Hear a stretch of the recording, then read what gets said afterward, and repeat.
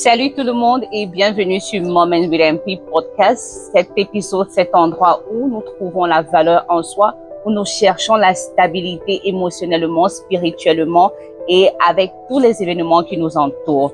Aujourd'hui, sur cet épisode, nous allons parler d'un sujet qui semble être vulgaire, mais c'est plus profond que ce que nous croyons. L'amour. Oui, vous avez compris bien, l'amour. Mais de quel amour est-ce qu'il s'agit? Nous allons avoir 2 épisodes sur ce sujet.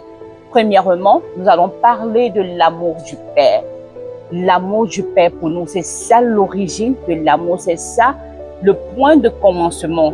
Et alors, pour aller plus profondément, j'ai avec moi Monsieur Antoine. Bienvenue sur le plateau, Moments with MP. Merci Andy pour l'invitation, merci beaucoup. Comme toujours, vous vous rappelez de Monsieur Antoine, nous avons fait un épisode, je crois, 2-3 semaines il y a de cela sur la peur et c'était oh là là. Alors aujourd'hui, on dit, allons-y plus profondément, parlons de l'amour, l'amour du Père, qu'est-ce que c'est? Mais avant de continuer, je vais vous inviter à souscrire à cette chaîne. Come on, souscrire, like et laisse un commentaire, ok? Sir Antoine, Oui. tu sais, j'ai l'habitude de te suivre sur tes vidéos, sur TikTok et tout, et je vois comment tu vas en profondeur sur la parole de Dieu, les définitions, réintroduire les sujets qui ont été laissés. Donc, parlons de l'amour aujourd'hui. C'est quoi l'amour de Dieu pour toi? Ok, ça est vraiment un sujet très intéressant et qui est parfois négligé. Pourtant, c'est la base même de toute chose. Donc, l'amour de Dieu, c'est... Comment définir l'amour de Dieu? L'amour de Dieu, je crois que pour moi, l'amour de Dieu, c'est la nature même de Dieu. Oui.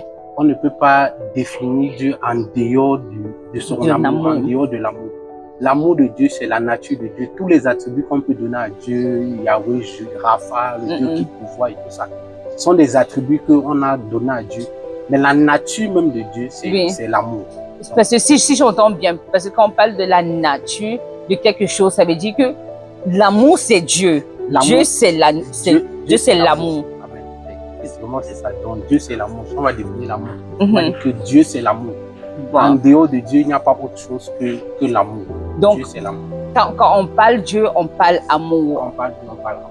Et aujourd'hui, j'aimerais bien que nous allons à comment est-ce que cet amour, comment est-ce que nous entrons en action dans cet amour? C'est quoi notre place dans l'amour de Dieu? Comment est-ce que cet amour s'introduit à nous?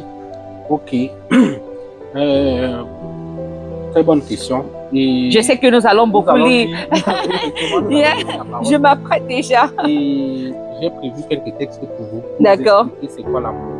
Donc nous sommes dans 1 Jean, le chapitre 4. Ouais. Ça, c'est un passage qu'on a évoqué la dernière fois. Et il était question qu'on revienne sur ça. Oui. 1 Jean, le chapitre 4, à partir du verset 9. Ok. La Bible dit, l'amour de Dieu a été manifesté envers nous en ce que Dieu a envoyé son Fils unique dans le monde, afin que nous vivons par lui. Et cet amour consiste non point en ce que nous avons aimé Dieu, mais en ce qu'il nous a aimés et a envoyé son Fils comme victime expiatoire pour nos péchés. Donc, est-ce que je peux lire la deuxième partie? Donc, il dit, en ce que nous n'avons pas aimé Dieu en premier lieu, mais c'est lui qui nous a aimés. Amen. Wow. Donc, l'amour de Dieu, c'est quoi? L'amour, c'est l'amour. Quand on parle de l'amour, la première des choses qu'il faut retenir, il faut garder en tête, c'est que l'amour concerne d'abord Dieu. Oui. Si tu parles de l'amour, tu dois être conscient que ça vient de Dieu. C'est quelque chose qui ne vient pas, ce n'est pas du commun des mortels, l'amour dont il est question ici. On parle de l'amour de Dieu. Et pour bien comprendre la notion de l'amour, nous allons aller dans la définition des termes. Le terme amour, ça veut dire c'est quoi quand Dieu parle d'amour, c'est quoi l'amour dans la parole de Dieu? L'amour vient du mot en grec agapé. Et agapé, c'est l'amour inconditionnel de Dieu.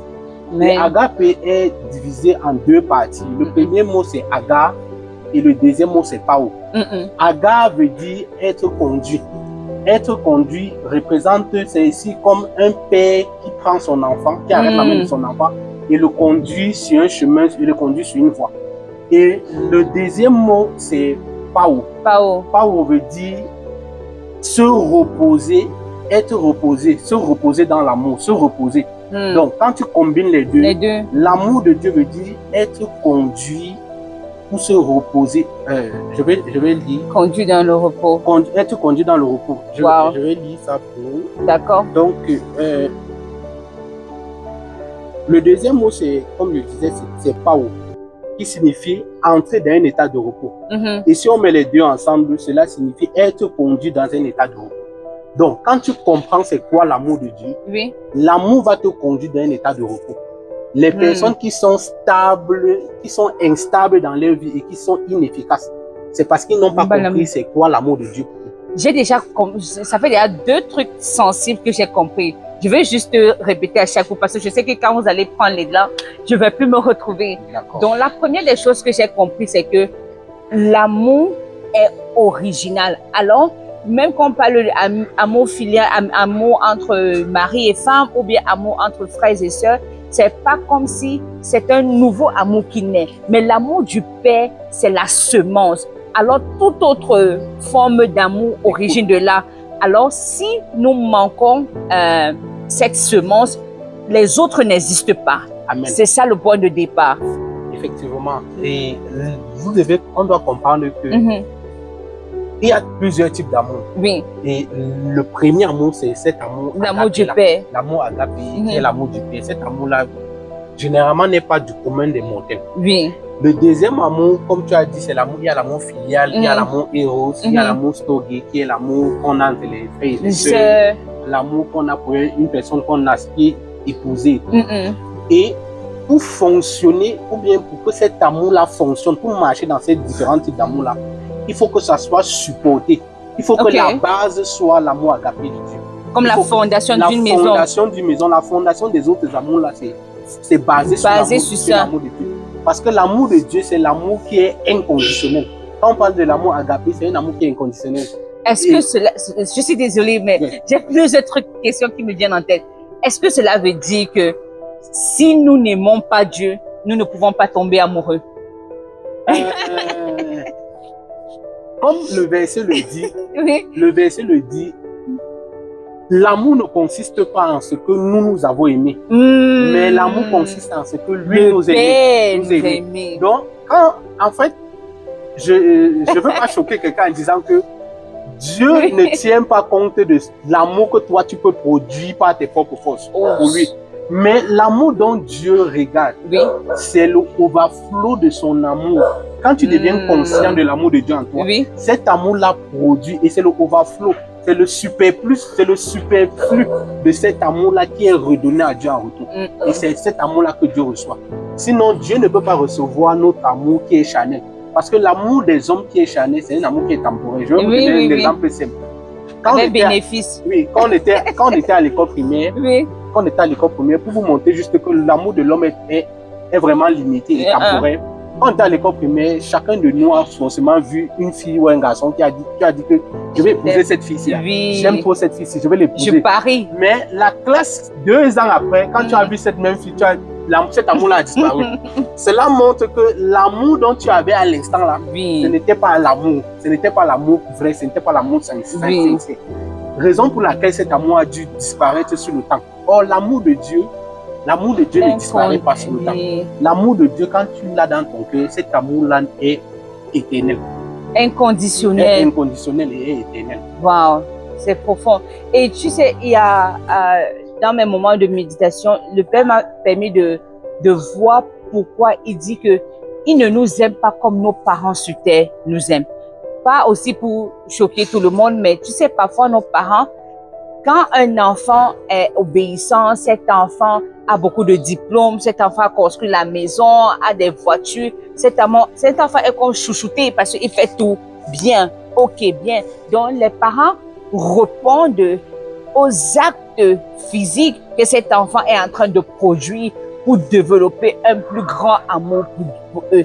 Mais en lisant et en voyant que l'amour que le Père a avec nous est totalement différent, même l'amour que nos parents ont pour nous. Amen. Donc, j'ajoute à ce que tu dis. Là, on entre déjà dans les caractéristiques de l'amour de Dieu. L'amour de Dieu a 3 caractéristiques principales. Oui. La première caractéristique, c'est la vulnérabilité. Quand on parle de l'amour de Dieu, il y a 3 caractéristiques. Il y a la vulnérabilité, Oui. il y a l'acceptation et il y a la communion. La vulnérabilité, pourquoi? L'amour de Dieu est vulnérable dans ce sens où la Bible dit, quand nous étions encore pécheurs, Dieu nous a aimés. C'est-à-dire que quand on était encore délinquants, quand on était encore têtus, quand on était encore bandits, Dieu, sans qu'on ait rien fait, sans qu'on n'a rien fait pour le plaire, il nous a aimés. Et la vulnérabilité, il nous a tant aimés. Et la vulnérabilité de Dieu se trouve à quel niveau?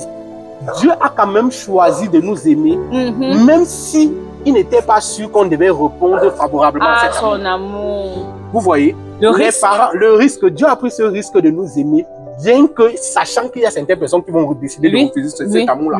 Or, généralement, nos parents nous aiment, mais une fois que le parent a dit que choisis cette route et que tu n'as pas choisi cette route, généralement, le père, effectivement, le parent est déçu. Vous voyez que l'amour de Dieu a d'autres définitions. L'amour de Dieu n'est pas comme l'amour des parents, n'est pas comme l'amour humain. L'amour humain a ses caractéristiques, mais l'amour de Dieu n'est pas comme ça. L'amour choisi maintenant. La deuxième caractéristique, comme je disais, c'est l'acceptation. La Bible dit que Dieu nous a acceptés tels que nous sommes. Dieu n'a pas choisi des personnes déjà propres avant de les accepter. Il nous a choisis tels que nous étions. Tels que nous sommes. Et l'une des choses que j'aime souvent dire, c'est que l'amour de Dieu va te prendre comme tu es, mais ne va jamais te laisser tel que tu es. C'est-à-dire que Dieu va t'accepter dans la saleté dans laquelle tu es, mais cet amour-là va te laver, va te nettoyer et te rendre comme Dieu veut que tu sois. Et c'est même plus profond, ça va même au-delà de ton physique. Parce qu'il dit qu'il nous a créés à son image. Alors, il crée ce qu'il aime. Personne ne peut créer ce qu'il n'aime pas. Donc si déjà la Bible te fait comprendre que tu as été créé à l'image de Dieu, qu'importe ton teint, qu'importe ta taille, qu'importe ta corpulence, tu es sa prunelle.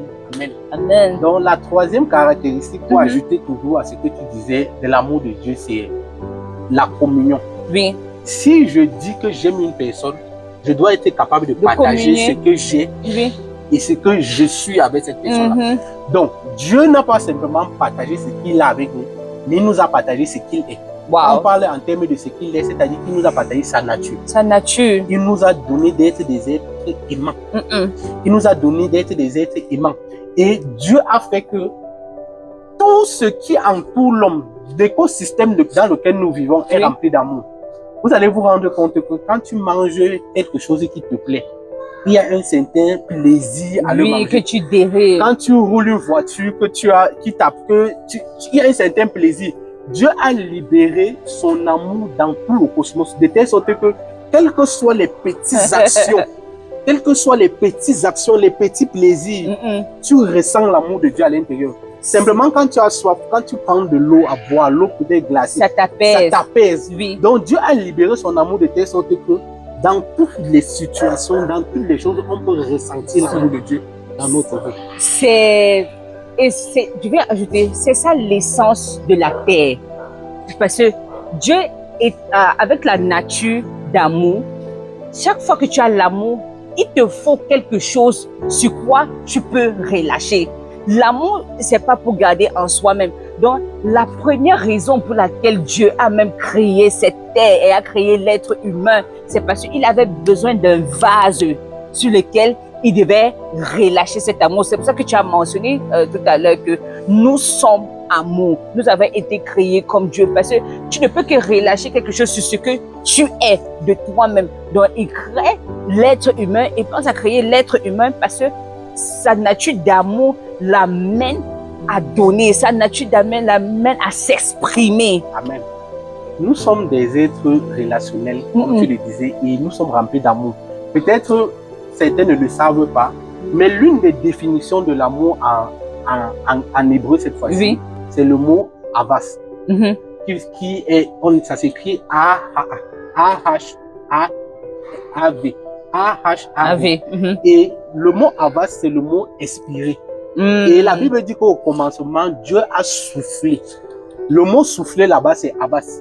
Wow. et qui veut dire amour. Ça veut Amour. dire que la base de la création, quand Dieu créait l'homme, c'était l'amour. C'était l'amour. Donc, ce que nous avons reçu, le souffle qu'on a reçu, en Ouh, fait, c'était un souffle d'amour. ça. Donc, nous sommes des êtres remplis d'amour. Des êtres Vous voyez d'amour. que Oui, oui. l'amour que Dieu a manifesté son amour envers nous depuis la création. Depuis la création. Depuis la création, l'amour de Dieu a été manifesté en nous. Sans doute, quand on ne reçoit pas cet amour, ou bien on ne peut pas voir cet amour, il y a tellement d'instabilité dans notre vie. Avant de je pense que je t'ai coupé, tu mentionnais quelque chose sur l'instabilité qui se crée quand nous n'arrivons pas à comprendre. Est-ce que tu peux nous dire plus? Effectivement, quand tu ne comprends pas Oui. l'amour que Dieu a pour toi et que tu ne marches pas dans cet amour-là, ta vie sera instable par moment. Parce que chaque fois qu'il y aura des situations difficiles qui vont se présenter à toi, si tu n'es pas fondé, et tu n'es pas conscient sur l'amour de Dieu pour toi, tu vas à un moment te dire que Dieu t'a abandonné. Tu vas à un moment te dire que Dieu n'existe pas.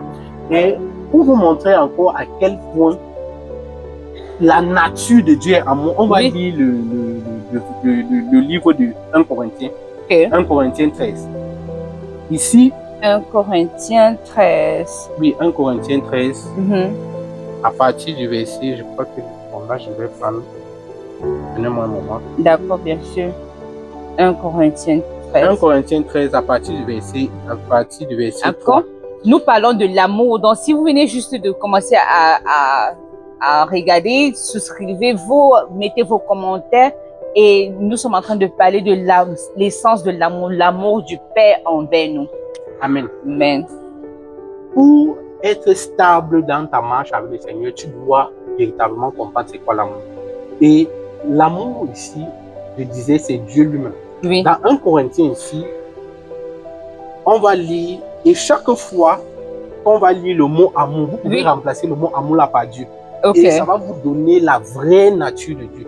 La Bible dit dans 1 Corinthiens 13, le verset 1, si je parle des langues des hommes et des anges, mais que je n'ai pas l'amour, je ne suis qu'un airain qui résonne ou une cymbale qui retentit.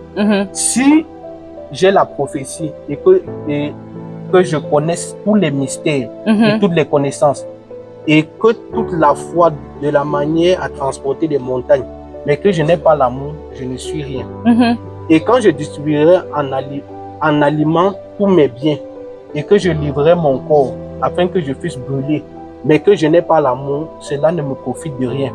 L'amour use de longanimité, l'amour est plein de bonté.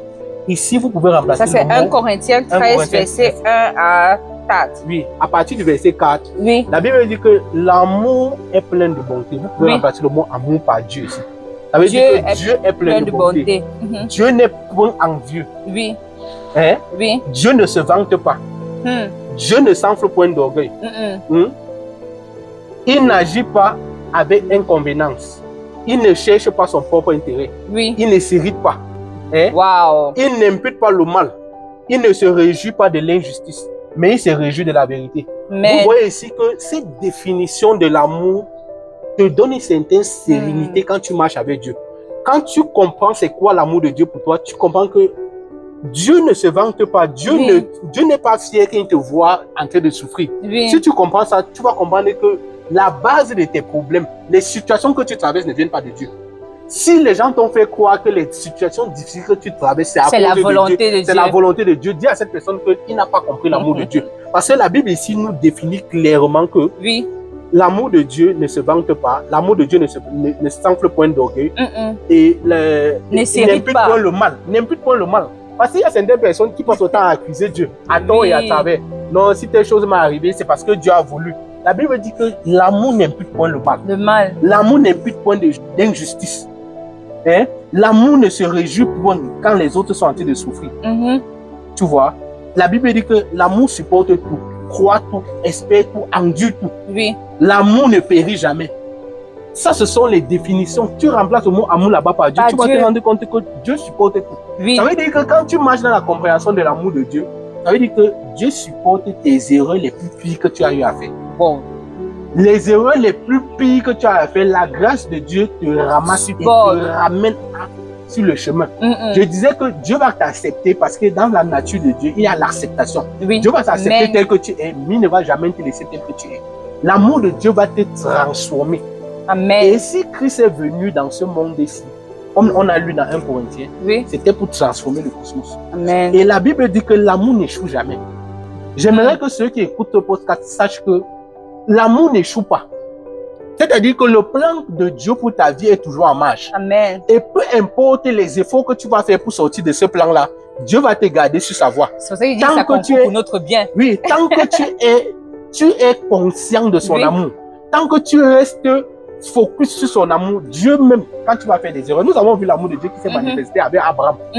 Comment Abraham, quand il est arrivé en Égypte, il a dévié, il a dit que ça c'est ma servante, ça Oui. c'est ma sœur. Oui. Mais l'amour de Dieu qui s'est manifesté parce que Dieu l'aimait et Dieu avait dit que tu es héritier du monde, tu es héritier du cosmos. Oui. Dieu l'a quand même défendu. Ah bah. Quand tu deviens conscient de l'amour de Dieu pour toi, Dieu va te défendre même quand tu as tort. Amen. Dieu va te défendre même quand tu as fait des erreurs, que Oui. les hommes te condamnent, les hommes te lapident.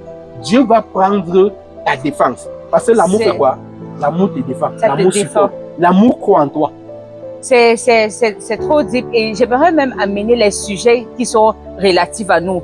À part Abraham même, il y a les événements que nous traversons en tant qu'êtres humains comme nous-mêmes. Quand je parle à plusieurs personnes ici à Manila, la plupart ne venaient pas à Manila, que je viens juste pour passer.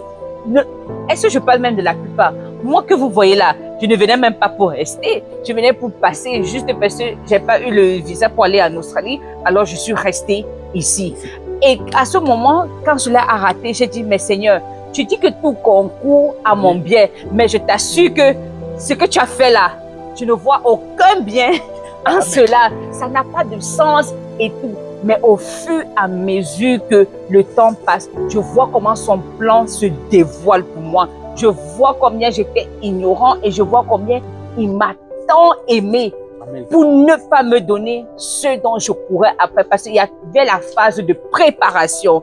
Donc, Et pour ajouter à ce que tu dis, Dieu ne va jamais te prendre d'un point A oui, et te montrer le point B où tu vas arriver. oui. Dieu, s'il nous montre le point d'arrivée, beaucoup de personnes vont chercher leur propre voie pour arriver au point B. Généralement, Dieu va te prendre d'un point A, il va te dire que va. Va. Et sur le chemin, au fur et à mesure que tu avances, il va te montrer le chemin. Yeah. Au fur et à mesure, il va éclairer une petite partie pour te faire avancer. Avancer. Et plus tu lui fais confiance, tu vas voir que les choses vont s'arranger pour toi. Quand moi, je peux revenir à mon exemple aussi, cas pratique. Quand j'étais en Russie, Oui. moi, je me suis dit que Seigneur, pourquoi je suis sorti? Pourquoi je suis sorti de ma maison? Pourquoi je suis sorti de mon pays? Je crois que j'ai raté ma vie. Mais c'est un jour où j'ai compris que même dans nos erreurs, Dieu a inclus cela dans son plan. Amen. Parce que Amen. Dieu n'échoue pas. Amen. C'est-à-dire que le plan de Dieu pour toi, Dieu n'échoue pas. La Bible dit que Dieu n'échoue jamais, l'amour n'échoue pas. C'est-à-dire Ça que ne quand faillit tu comprends point. que même dans tes erreurs, Dieu avait inclus ça dans son plan. Et pour choquer encore quelqu'un, si on prend même l'exemple d'Adam, Oui. quand Adam a chuté, beaucoup de personnes se disaient que ça a surpris Dieu. Si ça a surpris Dieu, ça veut dire que le verset de Corinthiens, 1 Corinthiens qui dit que Dieu n'est pas surpris. Oui. L'amour n'est pas surpris par quelque chose. Dieu ne peut pas être surpris par un événement qui Oui. va arriver. Dieu fait comment? Il prend nos erreurs Oui. et il ajuste ça dans son plan, dans sa volonté qu'il avait. Tout simplement, nos erreurs vont un peu nous freiner par rapport à où Dieu voulait aller avec nous. Mais ça ne va pas nous arrêter. Ça ne va pas nous arrêter. Les erreurs vont te permettre juste de... Quand tu fais une erreur, Dieu va prendre ces erreurs-là pour t'enseigner avec. Et si tu es focus dans l'amour de Dieu, tu sais que Dieu va toujours t'amener où il faut. Amen. Moi, quand j'ai compris que peu importe où je suis, Dieu va trouver le moyen pour me ramener dans son plan. Dieu va trouver le moyen pour organiser les choses. À cause de quoi? La nature de Dieu qui est amour. Et dans cette nature-là, ça te donne d'être calme. Exact, c'est ce que je voulais dans le dire. repos. C'est ce que je voulais dire. Parce que quand j'ai compris ça, j'ai reçu, parce qu'il y a souvent une panique, une précipitation. Quand j'ai reçu ça, j'ai retrouvé mon repos. Parce que quand tu, on dit anxiety en anglais, quand tu es toujours pressé, ton cœur bat, tu es toujours, je veux que ça arrive maintenant, tu te mets sous une pression nécessaire, qui ne va pas produire. Ça, c'est vrai.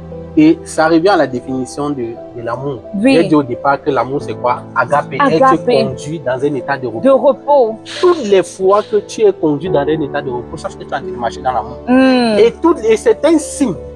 Pour ceux qui nous écoutent, c'est un signe Chaque fois que vous voulez prendre certaines décisions importantes dans vos vies, rassurez-vous que le repos est l'élément premier qui vous guide.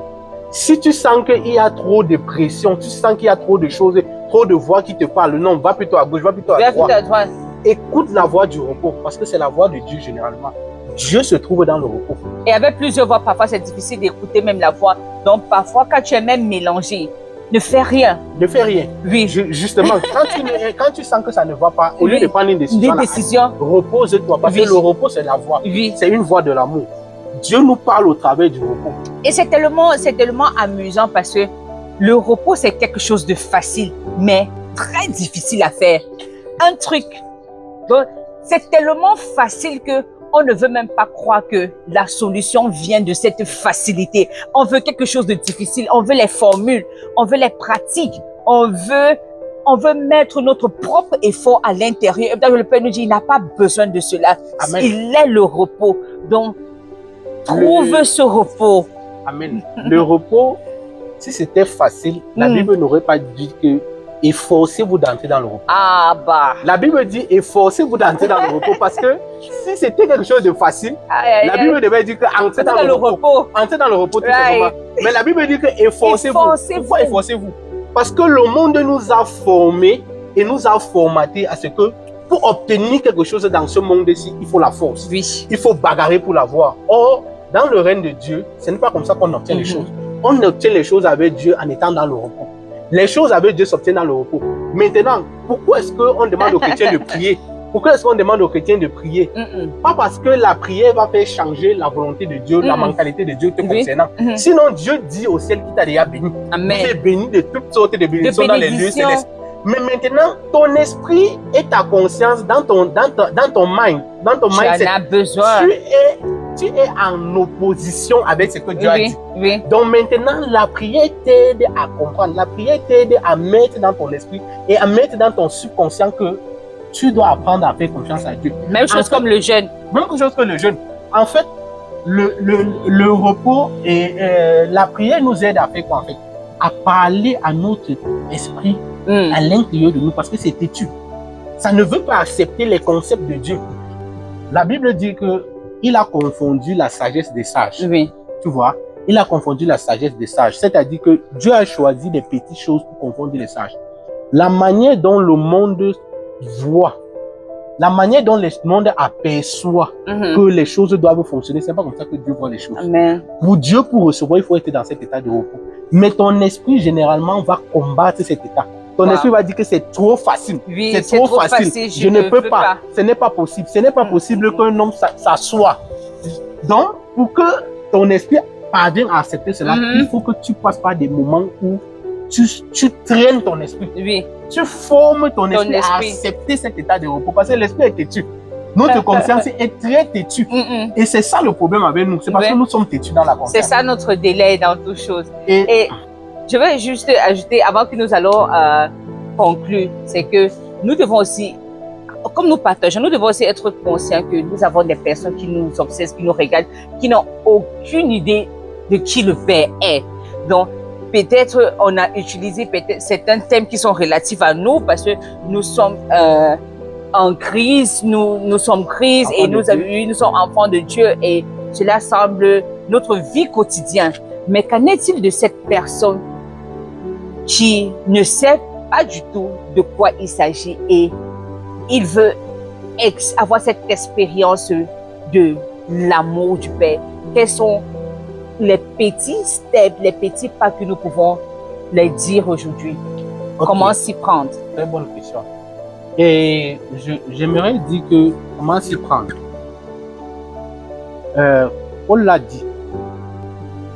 Un jour, Paul va aller prêcher dans une zone et il va dire que tel que vos pères l'ont cité, tel que vos pères l'ont dit, il y a même un pote qui l'a dit, en lui vous avez la vie, en lui vous avez le souffle, en lui vous avez la respiration. Amen. Il parlait là-bas aux Grecs et aux sophistes, aux personnes qui connaissaient, qui avaient la sagesse humaine, qui avaient la compréhension de la vie, des mystères, des choses de cette vie-là. Mais ils se disaient chercher Dieu. On les a expliqué clairement que ce que vous cherchez là, le voici. Wow. Il a un nom. Cette personne-là s'appelle Jésus-Christ de Nazareth. Cette personne-là, c'est le Dieu qui est venu et il est mort sur la croix. Il a donné sa vie pour toi et moi. Amen. Donc, toi qui nous écoutes aussi ce matin, nous aimerons t'annoncer que ce Jésus-là aussi, il a donné sa vie pour toi. Amen. Ce Jésus-là a donné sa vie à la croix. Et cette vie-là, si tu l'acceptes, tu fais bien d'accepter. Si tu n'acceptes pas, ça reste une vérité. Mais l'avantage est que si tu acceptes, tu vas commencer à bénéficier. Tu vas commencer à bénéficier ce que nous avons aujourd'hui.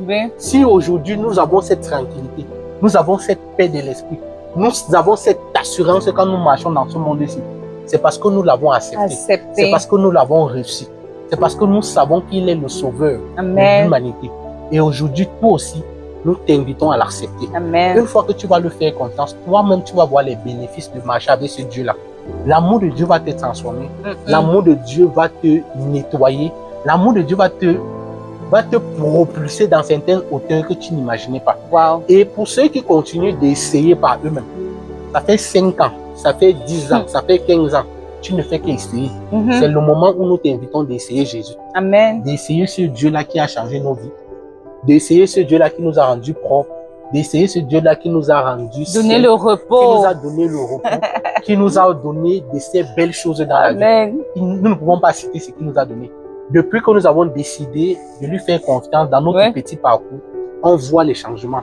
Les changements ne sont pas si grands d'un coup. Mais nous savons que nous sommes en train d'aller vers les grandes choses. Nous savons qu'il y a encore de certaines grandes choses, certaines choses le plus tu brises l'ignorance, le plus c'est révélé. Plus ces choses-là. Et donc, nous vous invitons véritablement à rester et à demeurer dans cet amour.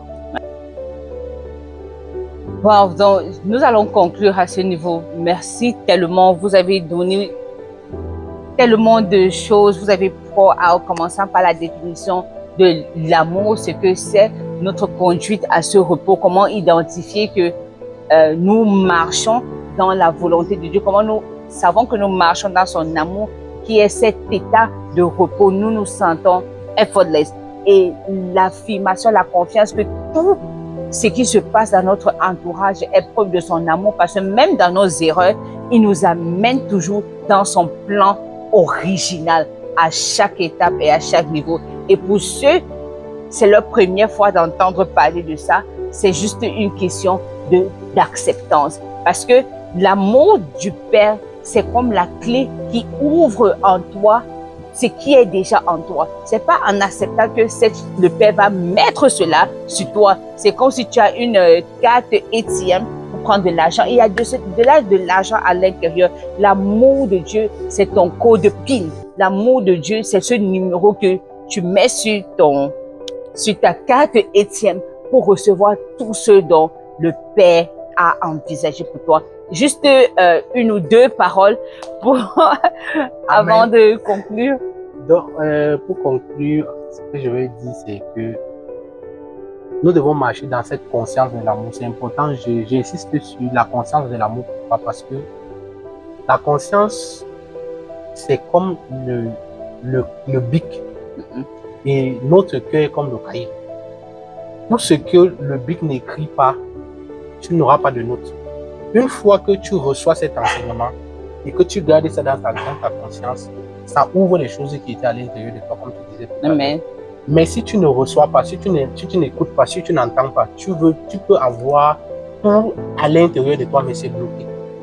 Donc, c'est ta conscience qui est le pont. Une fois que tu deviens conscient de l'amour de Dieu pour toi, tu commences à bénéficier de cet amour-là. Tu commences à expérimenter cet amour-là. Une fois que tu acceptes cet amour, tu es conscient de cela. Tu commences à expérimenter cet amour et Dieu commence à te conduire dans cet état de repos. Amen. Et tu commences à lâcher prise tout simplement sur ta vie. Amen. Je veux conclure vraiment avec ça que je veux dire. La vie chrétienne, c'est Christ qui veut vivre sa vie en toi. Amen. Oui. La vie chrétienne, c'est Christ qui veut vivre sa vie en toi. Donc, quand tu décides de laisser, lâcher, lui, il prend maintenant et il commence à te conduire. Donc, vous avez tout compris. L'amour de Dieu, lâchez tout. Recevez son amour. Recevoir son amour, même dans la parole, en lisant la Bible, vous allez avoir cette étape. Comment le connaître? On n'aime pas quelqu'un qu'on ne connaît pas. à travers comment connaître le Père, c'est en lisant sa parole. Il va se révéler en vous et de votre côté, ce que vous devez faire, c'est vous lâcher. Laissez passer la culture, ce que vous avez connu, vos expériences, ce que vous pensez être vrai, la vérité du matin qui ne serait pas la vérité de la nuit, la vérité de janvier qui non. On met tout de côté et avec un cœur libre et un âme en repos, nous embrassons le Père avec l'amour qu'il a pour nous. Amen. J'espère que vous avez été bénis et à la prochaine, nous avons la deuxième partie, ok, de l'amour. Nous allons parler de l'amour entre relations. Je sais que vous aimez le genre là. On va en parler en détail. Merci. Merci Et à la beaucoup. prochaine. Merci. Subscribe. Bye.